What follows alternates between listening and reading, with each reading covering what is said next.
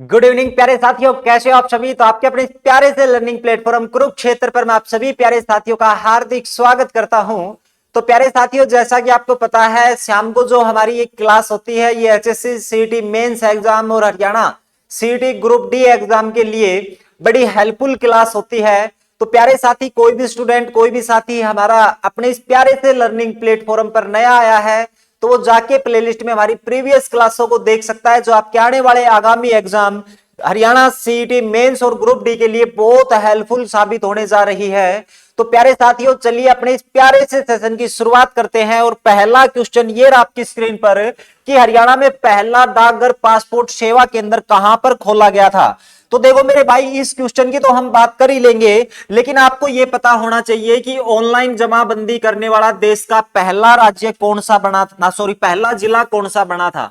क्या ऑनलाइन जो हमारी जमाबंदी है, ऑनलाइन जमाबंदी करने वाला देश का पहला जिला, करने वाला देश का प्रथम जिला कौन सा बना था, इसके बारे में आप मेरे को आंसर कर सकते हैं। इसके अलावा हमारा हरियाणा का पहला साइबर पुलिस थाना, हरियाणा का प्रथम जो साइबर पुलिस थाना है वो कब खुला था। साइबर पुलिस थाना है ये हमारा कब खोला गया था, इसके बारे में आप आंसर करेंगे।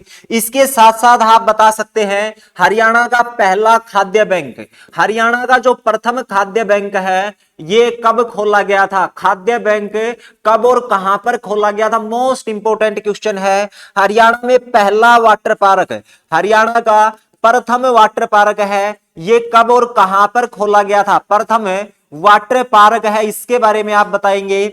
और उसके बाद हमारा हरियाणा का पहला वाटर एटीएम कहां पर स्थापित हुआ था, प्रथम वाटर एटीएम के बारे में आप आंसर करेंगे, ये कहां पर स्थापित हुआ था। हरियाणा का पहला कॉलेज कहां पर खुला था, हरियाणा का प्रथम कॉलेज के बारे में आप मेरे को आंसर कर सकते हैं। इसके साथ साथ हरियाणा का प्रथम विश्वविद्यालय, हरियाणा का पहला विश्वविद्यालय कहां पर और कब स्थापित हुआ था। तो इन सभी के बारे में आपको एक एक करके आंसर करना है। देखो मेरे भाई, अगर मैं बात करूं ऑनलाइन जमाबंदी करने वाला देश का पहला जो जिला था वो था हमारा करनाल जिला।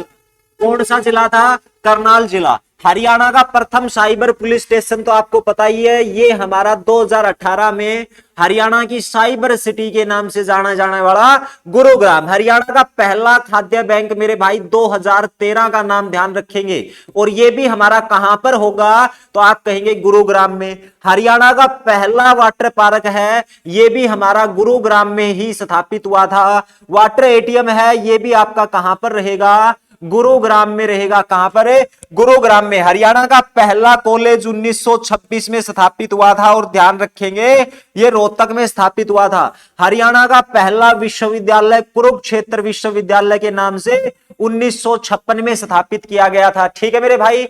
हरियाणा में अगर आपसे पहला सैनिक स्कूल पूछे तो वो हमारा कुंजपुरा करनाल में रहेगा 1961 में।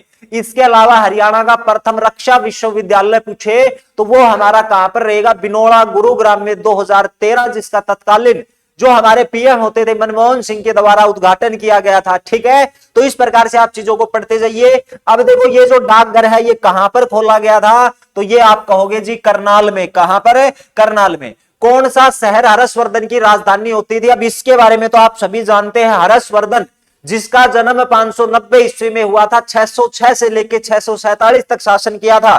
629 ईस्वी में हेनसांग चीनी यात्री उसी के समय भारत आया था। 634 से 644 वो हरियाणा में रहा था। एक पुस्तक लिखी थी सीयू की, जिसमें टोहाना, सुध और जो हमारा ये थानेसर, इन तीनों शहरों का वर्णन किया था किसने, हेनसांग ने अपनी पुस्तक में। ठीक है, इसके अलावा ध्यान रखेंगे कादम्बरी हमें यह जानकारी देती है प्रयाग कुंभ की शुरुआत करने वाला भी हर्षवर्धन ही था। और ध्यान रखेंगे हर्षवर्धन की राजधानी क्या हुआ करती थी, थानेसर हुआ करती थी। अब ये हर्षवर्धन के पिता का नाम पूछ ले तो प्रभाकर वर्धन है, और इस वंश के संस्थापक कौन हुए, या इस वंश का दूसरा नाम आपसे पूछ ले तो आप ये क्या कहेंगे कि इस वंश को पुष्यभूति वंश के नाम से भी जाना जाता है। कौन सा, पुष्यभूति वंश भी इसको कहा जाता है, जिसकी स्थापना पुष्यभूति के द्वारा ही की गई थी। लेकिन और बहुत सारी राजधानियां जो आपसे पूछ लेगा। अब देखो हरियाणा में 4 गणराज्य हुए हैं, और आपसे पूछ लेगा कि बताइए योध्यो गणराज्य की राजधानी योध्या है, जो हमारा गणराज्य है इसकी राजधानी है ये हरियाणा में कहां पर रहेगी। इसी प्रकार से एक गणराज्य आता है अर्जुनायन गणराज्य, इसकी राजधानी कहां पे रहेगी। कुनिंद गणराज्य की राजधानी बताएंगे, कुनिंद जो गणराज्य है इसकी राजधानी आप मेरे को बताएंगे। और एक हमारा और बच गया जिसका नाम होगा अगर गणराज्य, इनकी राजधानी है ये हरियाणा में कहां पर रहेगी। जॉर्ज थॉमस की राजधानी कहां पर थी। जॉर्ज थॉमस ने अपनी राजधानी किसे बनाया था। इसके साथ साथ जॉर्ज थॉमस का जो निवास स्थान था, जॉर्ज थॉमस का निवास स्थान आपसे पूछ सकता है। और एक आती है हमारे पास बेगम समरू, बेगम समरू का महल भी आपसे पूछा जा सकता है, ये कहां पर रहेगा। तो चलिए प्यारे साथियों, इन प्यारे प्यारे क्वेश्चनों को अपन करते हैं। योध्या गणराज्य की राजधानी मेरे भाई नौरंगाबाद में रहेगी। कहां पर, नौरंगाबाद, जिसका पुराना नाम प्राकृतनाथ हुआ करता था, जो कि अपने हरियाणा के एक प्यारे से जिले भिवानी में स्थित है। उसके बाद अर्जुनायन गणराज्य, ये मेरे भाई महेंद्रगढ़ में, यहां की राजधानी कहां पे, महेंद्रगढ़, जिसको पुराना नाम कानोड़ कहा जाता था। कानोड़ का किला जिसका निर्माण तात्या टोपे ने करवाया था। और ध्यान रखेंगे एक शासक आए थे पटियाला के शासक, जिसका नाम क्या था, तो उसका नाम था नरेंद्र सिंह। और उसने अपने पुत्र महेंद्र सिंह के नाम पर 1861 में इस किले का नाम क्या रख दिया था, तो आप कहेंगे इस किले का नाम रखा जाता है क्या, महेंद्र का किला, महेंद्र का किला। और यहीं से नाम बिगड़ के हो गया इसका महेंद्रगढ़। उसके बाद कुनिंद गणराज्य की अगर बात करूं मेरे भाई, अंबाला, कहां पे रहेगी, अंबाला में रहेगी। ठीक है, अम्मों की अधिकता के कारण इसका नामकरण हुआ है अंबाला। अंबा राजपूत राजा हुए हैं 14वीं सदी के, उसके नाम पे भी इसका नाम बताया जाता है क्या, अंबाला, जिसको वैज्ञानिक नगरी, जिसको मिक्सी सिटी के नाम से जाना जाता है। वही अंबाला कैंट जहां से सबसे पहले विधायक चुनी गई थी सुषमा स्वराज, वही अंबाला कैंट, ये ध्यान रखेंगे, जहां से वर्तमान में हमारे गृह मंत्री रहेंगे कौन, अनिल विज, और स्वास्थ्य मंत्री भी कौन है, अनिल विज। और अंबाला की जो आरक्षित सीट है वो क्या रहेगी, मुलाना रहने वाली है। महर्षि मार्कंडेश्वर यूनिवर्सिटी 1993 में स्थापित हुई थी, वो भी कहां पर रहेगी, मुलाना में रहेगी। अगर गणराज्य की राजधानी कहां पे हुआ करती थी, अगरोहा हुआ करती थी। और मेरे प्यारे प्यारे साथियों ध्यान रखेंगे, अगरोहा जिसका पुराना नाम क्या होता था, तो इसको अगरोतक के नाम से जाना जाता था। किसके नाम से, अगरोतक के नाम से इसको जाना जाता है, ये ध्यान रखेंगे। जॉर्ज थॉमस की राजधानी क्या हो जाएगी, हांसी हो जाएगी, जिसका पुराना नाम आशी हुआ करता था। आशीराम जाट के बसाए जाने के कारण इसको जाना जाता है किसके नाम से, आशी के नाम से। ठीक है, इसका एक और भी तथ्य था कि अनंगपाल ने इसको बसाया था, तो ये आप ध्यान रखेंगे। जॉर्ज थॉमस की राजधानी आशी हुआ करती थी, लेकिन जॉर्ज थॉमस का निवास स्थान पर आपसे पूछ ले तो उसका आंसर आपका बदल जाएगा और वो होगा हिसार। बेगम समरू का महल कहां पे रहेगा, तो आप कहेंगे जाडसा गुरुग्राम। बेगम समरू का महल कहां पे रहेगा, पर वो जाडसा गुरुग्राम में रहेगा। बेगम समरू महल पूछा जाता है आपसे। और ध्यान रखेंगे कौन सा शहर हर्षवर्धन की, तो वो थानेसर हो जाएगा। ठीक है मेरे भाई, तो चलिए अगले क्वेश्चन पे। और अगला क्वेश्चन क्या कहता है, दंगल फिल्म में महावीर सिंह फोगाट का चरित्र किसने निभाया था। महावीर सिंह फोगाट का चरित्र निभाने वाले, दंगल फिल्म अपने हरियाणा की 2 बेटियों के ऊपर बनी थी, जो क्या नाम है, फोगाट बेटियां है, उन्हीं के ऊपर बनी थी। गीता बबीता जो फोगाट है, ठीक है, विनेश फोगाट, 3 बेटियां थी, उन्हीं के ऊपर ये फिल्म बनी थी। और ध्यान रखेंगे मेरे भाई, ये जो फिल्म है इसका किरदार निभाया था किसने, तो वो थे आमिर खान। लेकिन हरियाणा की एक फिल्म आई थी जिसने अपना ये लोको स्टेट था ना रेवाड़ी का, वो भी दिखाने का प्रयास किया था, वो फिल्म थी सुल्तान। और सुल्तान की अगर बात की जाए तो वो फिल्म में किरदार निभाने वाला था सलमान खान। ठीक है मेरे भाई, तो ये आपको ध्यान रखना है। उसके बाद हरियाणा में कुल कितने लोकसभा निर्वाचन क्षेत्र है। देखो मेरे भाई, लोकसभा निर्वाचन क्षेत्रों की बात हो रही है और इसको आप बार बार पढ़ चुके हैं। लोकसभा की सीटें कितनी रहेंगी, 10। और अगर आपसे राज्यसभा का निर्वाचन पूछ ले कि हरियाणा कितनी राज्यसभा सीटों का प्रतिनिधित्व करता है, 5 का करता है। हरियाणा में कुल सांसदों की सीट आपसे पूछ ली जाए तो मेरे भाई ध्यान रखेंगे कुल सांसदों की सीट हो जाएगी 15। इसके साथ आप ध्यान रखेंगे हरियाणा की पहली विधानसभा का गठन कब हुआ था। हरियाणा में अगर आपसे पहली विधानसभा पूछ ली जाए तो आप कहेंगे जी पहली विधानसभा का गठन तो हुआ था 1 नवंबर 1966 को। लेकिन आपसे पहली विधानसभा की प्रथम बैठक पूछ ली जाए कि इसकी प्रथम बैठक कब हुई थी, तो वो 6 दिसंबर 1966 को हुई थी। ये ध्यान रखेंगे। और हरियाणा की पहली स्पीकर और डिप्टी स्पीकर अगर आपसे पूछ ले तो उसका नाम था सन्नो देवी। ये ध्यान रखेंगे, पहली महिला या फिर भारत के किसी भी राज्य की पहली महिला विधानसभा स्पीकर हुई है सन्नो देवी। हरियाणा के पहले पुरुष विधानसभा अध्यक्ष राव वीरेंद्र सिंह हुए हैं और ध्यान रखेंगे इस समय पे हमारे पास विधानसभा की सीटें कितनी हुआ करती थी, तो आप कहेंगे सर 54 हुआ करती थी। 54 कितनी सीटें हुआ करती थी? 54 सीटें हुआ करती थी। और ध्यान रखेंगे 54 में से 10 सीटें आरक्षित थी। 10 सीटें कैसी थी? आरक्षित थी। अगले ही साल सीटों की संख्या बढ़ गई और ध्यान रखेंगे हमारे पास आती है कौन सी विधानसभा? दूसरी विधानसभा। और दूसरी विधानसभा में सीटों की संख्या बढ़कर कितनी हो गई? 81 हो गई। 54 से 81 और आरक्षित सीटें कितनी हो जाती है? 15 हो जाती है। और ध्यान रखेंगे पांचवी विधानसभा का, पांचवी विधानसभा, और पांचवी विधानसभा में हमारे पास सीटों की संख्या कितनी हो गई? तो 90 हो गई। और आरक्षित सीटें कितनी हो जाएंगी? 17 हो जाएंगी। और ये बात कब की थी? ये बात थी 1977 की। तो इस बात के बारे में भी आपको ध्यान रखना है। चलिए प्यारे साथियों अगले क्वेश्चन पे, कौन हरियाणा केसरी के नाम से जाना जाता है? अब देखो हरियाणा की विभिन्न विभूतियां जिनके उपनाम आपसे पूछे जाते हैं। और मेरे भाई ध्यान रखेंगे अगर आपसे पूछ ले हरियाणा का अफलातून किसे कहा जाता है? अफलातून ऑफ हरियाणा किसे कहा जाता है? हरियाणा का अफलातून, अफलातून, ठीक है, ये किसको कहा जाता है? उसके बाद हरियाणा का हरिकेन पूछ ले आपसे, हरियाणा का हरिकेन किसे कहा जाता है? हरियाणा का शिरोमणि, हरियाणा के शिरोमणि के नाम से किसको जाना जाता है? इसके अलावा हरियाणा का गांधी किसे कहा जाता है? हरियाणा का गांधी किसे कहा जाता है? हादीए हरियाणा के नाम से किसको जाना जाता है? हादीए हरियाणा के नाम से किसको जाना जाता है? इसके अलावा हरियाणा का रुबई सम्राट, हरियाणा के रुबई सम्राट है, ये किसको कहा जाता है? ठीक है। इसके अलावा पंजाब केसरी के नाम से किसको जाना जाता है? पंजाब केसरी के नाम से किसको जाना जाता है? ठीक है। तो चलो इनके बारे में बताइए। एक रहबरे आजम का नाम भी बता देंगे। हरियाणा में रहबरे आजम के नाम से किसको जाना जाता है? इसके अलावा हरियाणा का शिल्पी किसे कहा जाता है? हरियाणा के शिल्पी किसे कहा जाते हैं? राजनीति के चाणक्य कौन कहे जाते हैं? राजनीति का चाणक्य किसे कहा जाता है? इसके अलावा हरियाणा का जन्मदाता किसे कहा जाता है? हरियाणा का जन्मदाता किसे कहा जाता है? तो प्यारे प्यारे साथियों अब जल्दी से आप मेरा आंसर देखेंगे कि हरियाणा के अफलातून कहे जाते हैं कपिल देव। कौन कहे जाते हैं मेरे भाई? कपिल देव का नाम ध्यान रखेंगे। इसके साथ है आप किसका बारे में ध्यान रख सकते हो मेरे भाई? ये ले लेते हैं हरियाणा का हरिकेन भी किसे कहा जाता है? तो आप कहेंगे सर कपिल देव को ही कहा जाता है। हरियाणा का शिरोमणि किसे कहा जाता है? मांगेराम कितने भाई थे?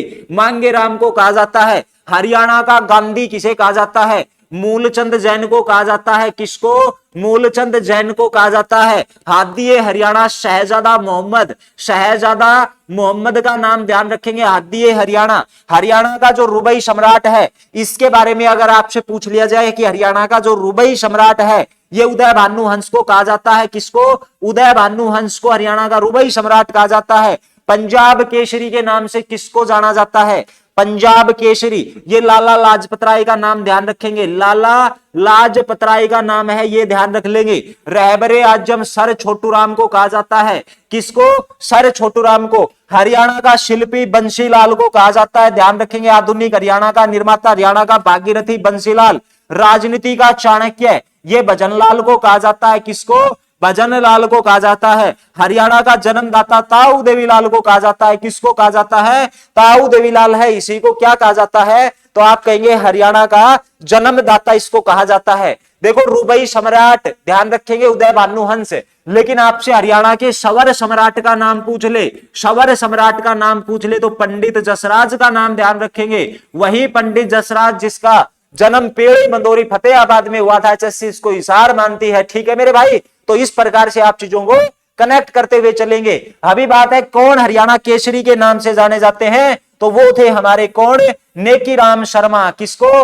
नेकीराम शर्मा को। चलिए अगले क्वेश्चन पे, भट्ट भारती सत्याग्रही प्रहलाद मीरा मतवाली श्याम सतसई, ये जो है आपकी क्या नाम है काव्यात्मक कृतियां है, ये किसकी है? अब देखो अगर मैं राणा निमंत्रण की बात करूं, किसकी? राणा निमंत्रण की बात करूं, ठीक है। इसके साथ साथ युद्ध चरित्र की बात करूं और इसके साथ देशम देश हरियाणा की अगर बात की जाए, देशम देश हरियाणा की अगर बात की जाए, इसके अलावा शंख शहनाई की बात करें, किसकी? शंख शहनाई की बात करें, ठीक है। शंख शहनाई इसके अलावा हंस मुक्तावली की बात की जाए, हंस मुक्तावली की बात की जाए, ये आपको रचनाएं बतानी है कि ये रचनाएं किसकी है। हंस मुक्तावली, ईख की खेती और झाड़ू फिरी, ईख की खेती, और इसके साथ साथ आप ध्यान रखेंगे झाड़ू फिरी का नाम, ये किसकी रचनाएं, किसके उपन्यास हैं। तो आप आराम से इसके आंसर कर देंगे मेरे भाई। देखो, अगर राणा निमंत्रण और युद्ध चरित्र की बात की जाए तो आप कहेंगे सर ये तो खुशीराम शर्मा, हरियाणा के दूसरे राज्य कवि हुए हैं, कौन है, तो उनका नाम था खुशीराम शर्मा। उसके बाद देश संदेश हरियाणा, संघ शहनाई, संत सिपाही, हंस मुक्तावली, ठीक है, ये हमारे उदय भानु हंस की रहेंगी, किसके, उदय भानु हंस की रहेंगी। ठीक है मेरे भाई, हरियाणा के प्रथम राज्य कवि का दर्जा प्राप्त है।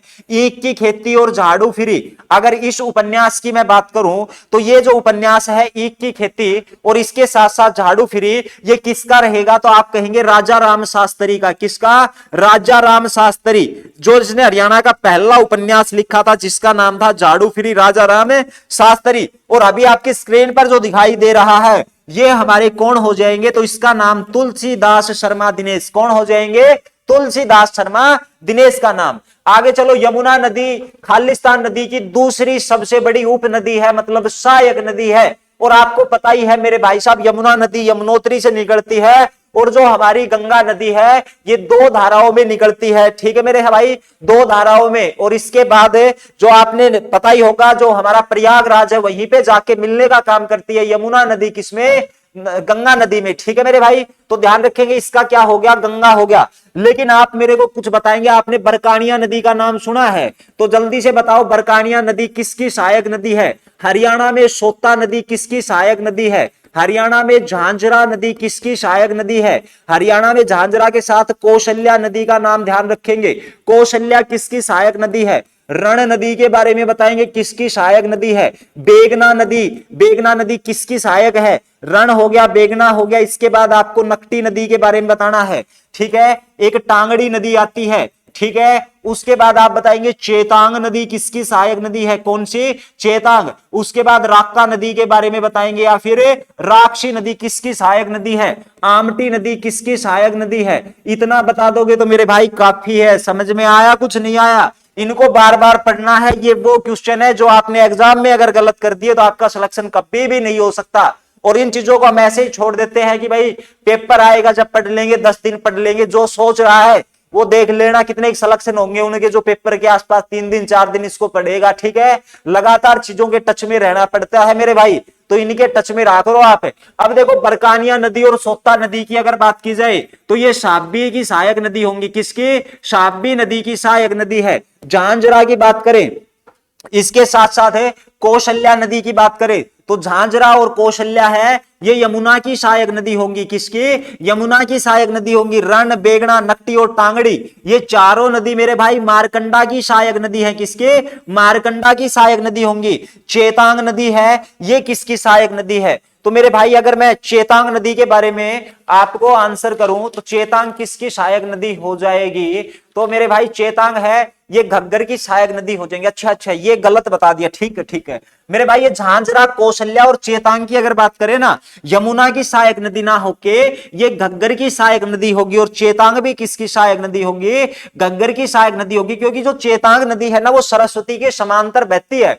ठीक है, आपसे पूछ सकता है कि सरस्वती से के समांतर कौन सी नदी, चेतांग नदी बहती है। और राक्का और राक्षी नदी है ये इस चेतांग की ही सहायक नदी है, इसी की क्या रहेंगी, ये उपनदी रहेगी। ठीक है मेरे भाई, आई बात समझ में। चलिए आगे चलते हैं। अगला क्वेश्चन क्या कहता है, निम्नलिखित में से किस खिलाड़ी ने 400 विकेट हासिल किए और 5000 रन बनाए। अब मेरे भाई साहब, जो हरियाणा का अफलातून कहा जाता है, हरियाणा का हरिकेन कहा जाता है, और उसका नाम क्या होगा, कपिल देव। उसके बाद राष्ट्रीय डेयरी, इसके बारे में खूब आपने पढ़ लिया है कि भाई जो हमारा राष्ट्रीय डेयरी यानी कि एनडीआरआई, जिसकी स्थापना कब हुई थी, 1955 में। कहां पर, करनाल में। 1969 सीएसएसआरआई, इसके साथ साथ डीडब्ल्यूआर जो डॉक्टरेट व्हीट रिसर्च है, इसकी स्थापना गेहूं निदेशालय 1978 में हुई थी। और जो हमारी फोरेंसिक साइंस लैब है 1973 रोहतक में स्थापित हुई थी। एफएसएल की भी स्थापना पूछी जा सकती है, 1973 रोहतक में स्थापना हुई थी। लेकिन आज के दिन ये हमारी मधुबन में रहेगी। और मधुबन में इसकी कब आई थी ये, तो ये क्वार्टर आया था 1976 में। इसका हेडक्वार्टर कहां पे आ जाता है, मधुबन में आ जाता है। एक राष्ट्रीय पशु अनुवांशिक संस्थान होगी। ठीक है, तो ध्यान रखेंगे, एक हमारे पास राष्ट्रीय पशु अनुवांशिक संस्थान होगा, राष्ट्रीय पशु अनुवांशिक संस्थान होगी। और इस अनुवांशिक संस्थान की मैं बात करूं तो आप क्या कहेंगे, सर इसकी स्थापना 1984 करनाल में हुई थी। लेकिन ध्यान रखेंगे इस संस्थान की जगह पे अगर ब्यूरो आ गया, राष्ट्रीय पशु अनुवांशिक ब्यूरो, तो इसकी स्थापना 1985 में हुई थी। कहां पर हुई थी? करनाल में हुई थी। तो इसका आंसर क्या आ जाएगा? करनाल आ जाएगा। करनाल, जिसको धान का कटोरा हरियाणा का पेरिस कहा जाता है। 1803-4 ईस्वी में, 5 ईस्वी में अंग्रेजों ने इसके ऊपर अधिकार किया था और 1806 में इसको नवीनतम पद्धति से बसाने का काम किया था। उसके बाद आगे आती है बनाउली किस राज्य में स्थित है? सिंधु घाटी सभ्यता के साक्ष्य है ये पाए गए हैं। मेरे भाई ध्यान रखेंगे बनाउली की अगर बात की जाए तो बनाउली हमारा कहां पर रहेगा? फतेहाबाद में रहेगा। इसी प्रकार बहुत सारे हैं, जैसे कुनाल की बात करें, अगर मैं बिरडाना की बात करूं, बिरडाना कहां पर रहेगा? इसके अलावा दक्ष खेड़ा की अगर बात की जाए, ये कहां पर रहेगा? दौलतपुरा कहां पर रहेगा? दौलतपुरा, ठीक है जी। दौलतपुरा जहां से मिट्टी की मोहरें प्राप्त हुई है, दौलतपुरा। लाहौरी राधों का नाम ध्यान रखेंगे, लाहौरी या लोहारी, लोहारी राधों का नाम ध्यान रखेंगे, ठीक है जी। लोहारी राधो हो गया। इसके अलावा और क्या ध्यान रख सकते हैं आप? बालू का नाम ध्यान रखेंगे। एक स्थल आता है भगवानपुरा, किसका नाम ध्यान रखेंगे? भगवानपुरा का नाम ध्यान रखेंगे। चलिए इनके आंसर करेंगे और इनके आंसर करोगे। कुनाल का जी पता है हमें, ये हमारी पिंक सिटी फतेहाबाद होगा। एक बिरडाना की अगर बात करें तो ये भी हमारा फतेहाबाद होगा। और ध्यान रखेंगे हरियाणा की सबसे प्राचीन बस्ती आपसे पूछ ली जाए तो वो हमारी कुनाल रहेगी। लेकिन भाई साहब ये जो बिरडाना है इसकी खोज से पहले थी और इससे भी पुरानी हमारी कौन सी हो जाएगी? बिरडाना। राजा का मुकुट कहां से मिला? कुनाल से मिला है। दक्ष खेड़ा कहां पर रहेगा? तो आप कहेंगे श्रीमान जी ये रोहतक में रहेगा। दौलतपुरा कहां पे रहेगा? श्रीमान जी थानेसर, जहां से मिट्टी की मोहरें मिली। लाहौरी राधो कहां पे रहेगा? श्रीमान जी ये कैथल में रहेगा। उसके बाद बालू की बात करें तो बालू भी हमारा कहां पर रहेगा? कैथल में रहेगा। कहां पर रहेगा? तो कैथल में रहेगा, ठीक है। मैं भी सोच रहा कि लोहारी क्या नाम है, कैथल में कब तपाल लागी, ठीक है। तो लोहारी राधो है ये हमारा मेरे भाई हिसार में रहेगा, ठीक है। ये ध्यान रखेंगे, बालू कैथल में। और भगवानपुरा है ये स्थल कहां पर रहेगा? कुरुक्षेत्र में, ठीक है मेरे भाई साहब, कुरुक्षेत्र में। चलिए प्यारे साथियों अगले पे, इंडियन नेशनल लोकदल का नेता कौन है? इसका तो आप सभी बता देंगे, INLD। जिस पार्टी का गठन हुआ था 1999 में, चश्मा एनक, ठीक है जी, एनक। उसका चुनाव चिन्ह है ये एनक है, ये इसका क्या है? चुनाव चिन्ह है, किसका? INLD का। उसके बाद आपसे पूछ ले उगता हुआ सूरज, उगता हुआ सूरज, तो आप कहेंगे सर 1967 में एक पार्टी का गठन हुआ था जिसका नाम था हरियाणा विशाल पार्टी। हरियाणा विशाल पार्टी जो कि हरियाणा की पहली प्रथम क्षेत्रीय पार्टी थी, पहली क्षेत्रीय पार्टी जिसका नाम था हरियाणा विशाल पार्टी। और इसका चुनाव चिन्ह उगता हुआ सूरज। और ध्यान रखेंगे एक बार कांग्रेस में विलय पूछ लिया था, कब हुआ था? 1978 में इस पार्टी का क्या हो गया था? विलय हो गया था। कहां पर हो गया था? कांग्रेस में हो गया था। इसके अलावा 1996 में एक पार्टी बनी थी, 1996 में एक पार्टी बनी थी हरियाणा विकास पार्टी, जो बंसीलाल की पार्टी थी। और उसका चुनाव चिन्ह लड़का लड़की हुआ करता था। क्या हुआ करता था? लड़का लड़की उसका चुनाव चिन्ह हुआ करता था। यह भी आपको ध्यान रखना है। ओम प्रकाश चौटाला श्रीमान जी इसी पार्टी से संबंधित हो जाएंगे। गठन तो देवीलाल ने किया था। हरियाणा की सरकारी भाषा कौन सी है? तो आप कहेंगे सर ये हिंदी हुआ करती थी, लेकिन 1970 में हरियाणा की दूसरी राजकीय भाषा कौन सी है? तो वो आप कहोगे जी तमिल हो जाएगी। कौन सी? तमिल। और वर्तमान में दूसरी राज्य भाषा कौन सी है? पंजाबी हो जाएगी। कब दिया गया इसको दर्जा? 2010 भूपेंद्र सिंह हुड्डा के समय में इसको दर्जा दिया जाता है। कौन सी नदी हरियाणा में नहीं बहती? घग्गर, गोमती, यमुना, इंदौरी। तो आप आराम से बता दोगे इन्हें तो कि सर गोमती नदी है ये नहीं बहती हरियाणा में। उसके बाद भिंडावास वन्य जीव अभ्यारण्य, अभ्यारण्य पिछली क्लास में करे थे, अब इतना करने की जरूरत ना है। भिंडावास हो जाएगा झज्जर में। लेकिन ध्यान रखेंगे भिंडावास को संवेदनशील क्षेत्र कब घोषित किया? संवेदनशील क्षेत्र कब घोषित किया? तो वो 3 जून 2009 में हो जाएगा। एक साथी ने कमेंट किया था सर ऐसा नहीं किया, इसको संवेदनशील क्षेत्र घोषित नहीं किया, खप्परवास को किया था। अब ऐसे भी डाउट आप रखोगे तो कैसे सिलेक्शन होगा मेरे भाई? ध्यान रख लेंगे, आगे से भिंडावासी था वो। उसके बाद खालिस्तान हरियाणा का 22वां जिला बनता है, वो आप सभी जानते हैं चरखी दादरी। लेकिन अपनी तो आदत है खराब, और खराब आदत है तो भाई साहब आप मेरे को बताएंगे 2000 क्या नाम है कितने में 8 में ये जिला कौन सा बना था? इसके अलावा 1900 आप बता देंगे 79 में जिला कौन बना था, और उसके बाद 1997 में कौन सा जिला बना, और 1995 में कौन सा बना, और 1973 बता दो, 73 में कौन सा, 75 भी बता ही दो, 75 में कौन सा, छोड़ क्या दिया, सारे पूछ लिए। देखो मेरे भाई 2008 की बात करें तो ये पलवल हो जाएगा, 1979 की बात करें हरियाणा की औद्योगिक नगरी फरीदाबाद हो जाएगा, उसके बाद 97 की बात करें तो हरियाणा की पिंक सिटी फतेहाबाद, और इसके साथ जिला बना था जिसका नाम रहेगा झज्जर। 1995 में जिला बनता है कौन सा, पंचकुला। 1973 में जिला कौन सा बना, वो हमारा कुरुक्षेत्र। और 1975 में जिला कौन सा बनता है, तो वो बनता है हमारा सिरसा जिला। और समय कितना हो चुका है, समय 25 मिनट हुई है। अब देखो भाई साहब अपनी तो आदत खराब है, आप उन इतने में यही रखेंगे, लेकिन मेरे भाई आपने मेरे से ये कहा था सर हमारे डाटा याद नहीं होता, और मैंने भी सोचा कि मैं आपको जब तक डाटा याद नहीं करा दूं तब तक मैं भी चक नहीं ले भाई, ठीक है। आगे बात समझ में। अब देखो मैं बढ़ाने को आगे भी बढ़ा सकता था, लेकिन मेरे को पता है कि जो स्टूडेंट मेरे को परमानेंट देख रहे हैं, लगातार देख रहे हैं, मैं उन्हीं के लिए काम कर रहा हूं, ठीक है। अन्यथा भाई साहब वैसे अगर मार्केटिंग वगैरह करनी हो तो आपको पता है नई नई चीजें लाके रोज अलग अलग, मतलब बिना इन लॉजिकल, कभी वो टॉपिक उठा के पढ़ा दिया, कभी वो पढ़ा दिया, कोई ना कोई वीडियो है वो हिट हो ही जाएगी।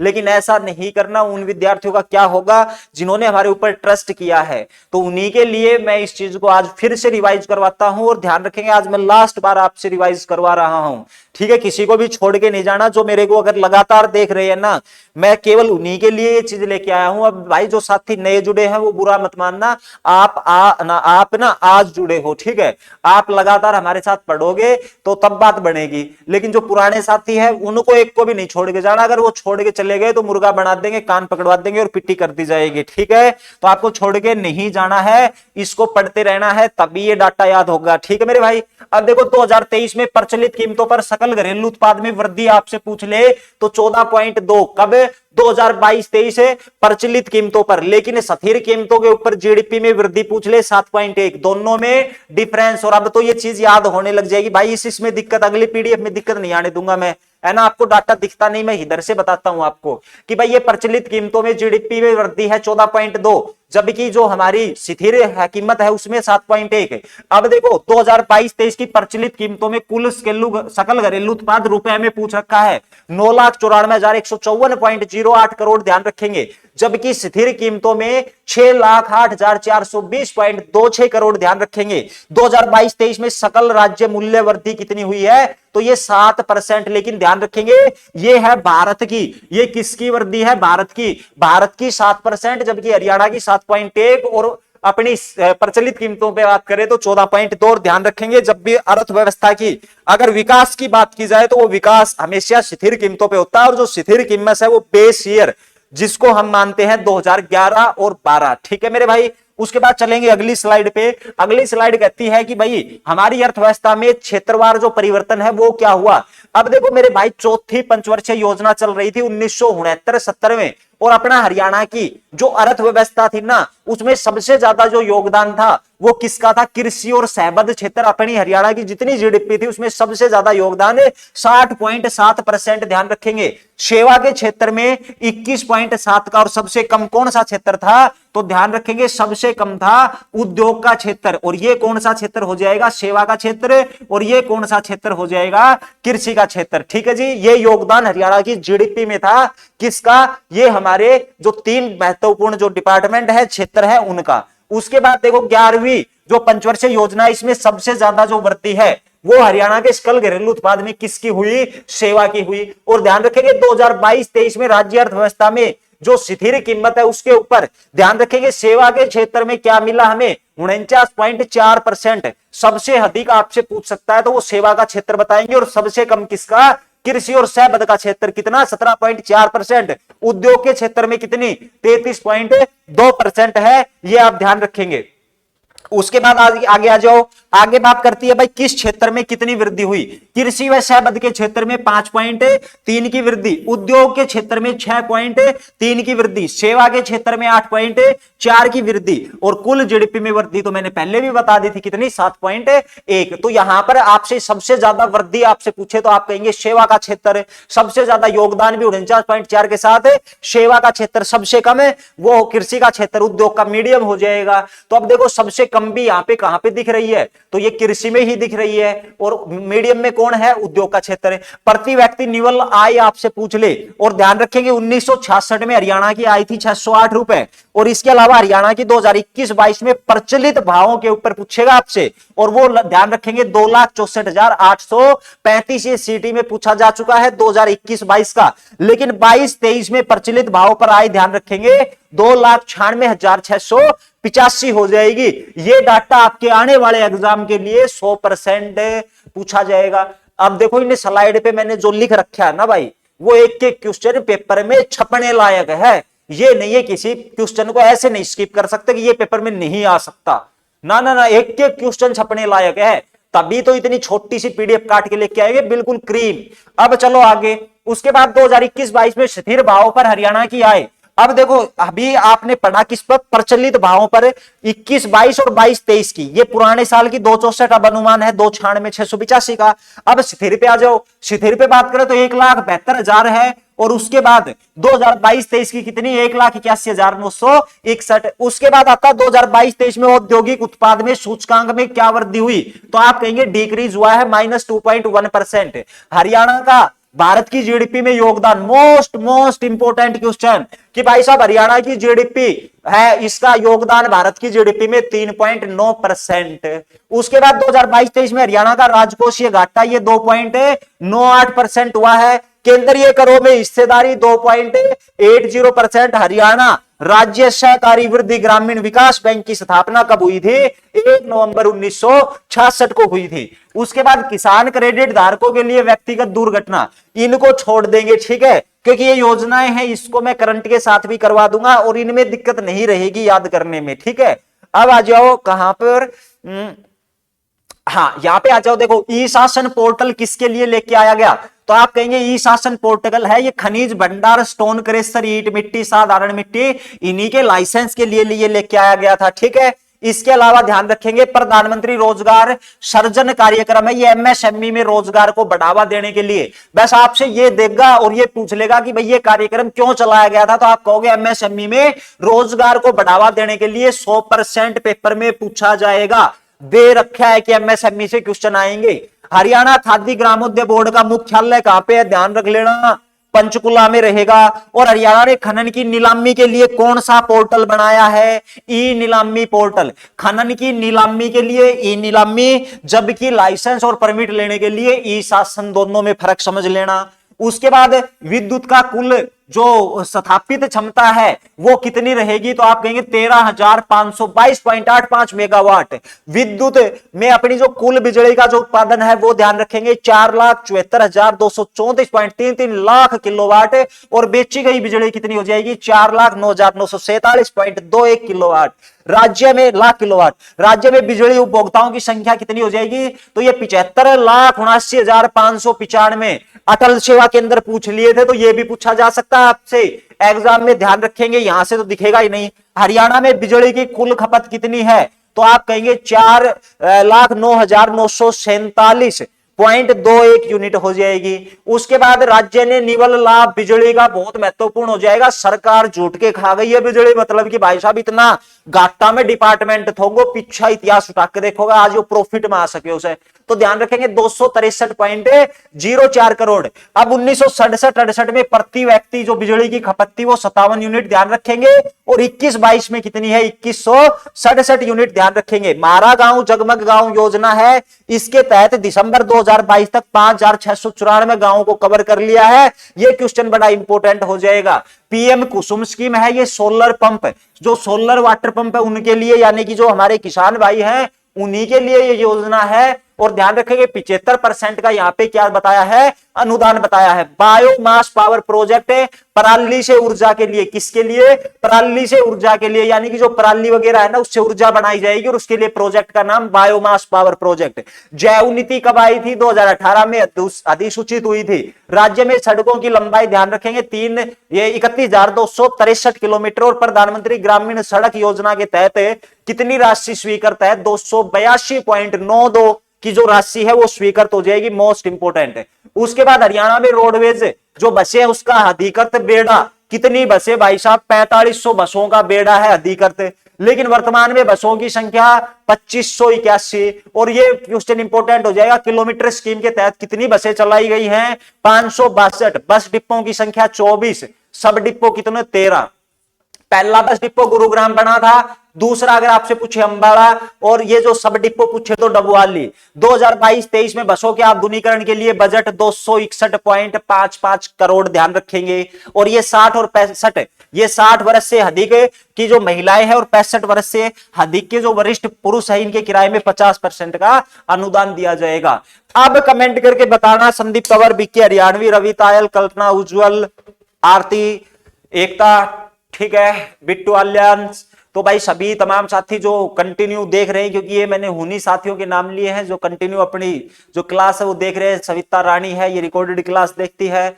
इसके अलावा कपिल जो बेरवाल करके हैं हमारे, वो भी रिकॉर्डेड क्लास सुबह के समय पे देखते हैं। तो मेरे भाई अब सारे साथी कमेंट करके बताना। आप पहले दिन कह रहे थे सर डाटा याद नहीं हो रहा, और खासकर संदीप तंवर जी आप कह रहे थे डाटा याद नहीं हो रहा। अब आप ईमानदारी से ये बता दीजिए कि आपको 70% डाटा याद हुआ कि नहीं हुआ, ठीक है। अब देखो यही तो चीज है कि बार बार पढ़ोगे अपने आप याद हो जाएगा। मैंने आधा पढ़ा दिया ये, ठीक है, ये आपकी आधी रिपोर्ट करवा दी, आधी इतना ही और है, अगले 3 दिन में वो कंप्लीट करवा देंगे। और कंप्लीट करवाने का मतलब ये नहीं वहां से गो थ्रू करवा दिया, याद रट जाएगी आपको चीजें, बिल्कुल पक्की बात है भाई साहब, ठीक है। तो चलिए प्यारे साथियों, अब आपके रुस्तगी लेने का समय आ गया, जल्दी से मेरे को विदा कीजिए। मिलते हैं अगली क्लास में एक नई एनर्जी, नई ऊर्जा और नए जोश के साथ। अपना ख्याल रखिएगा। धन्यवाद। जय हिंद और जय भारत।